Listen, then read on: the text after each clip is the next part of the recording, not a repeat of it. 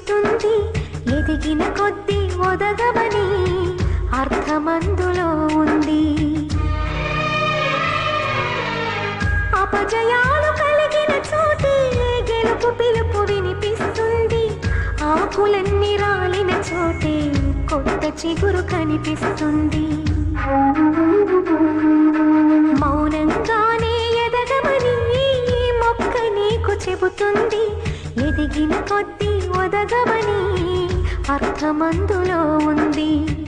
అపజయాలు కలిగిన చోటే గెలుపు పిలుపు వినిపిస్తుంది, ఆకులన్నీ రాలిన చోటే కొత్త చిగురు కనిపిస్తుంది.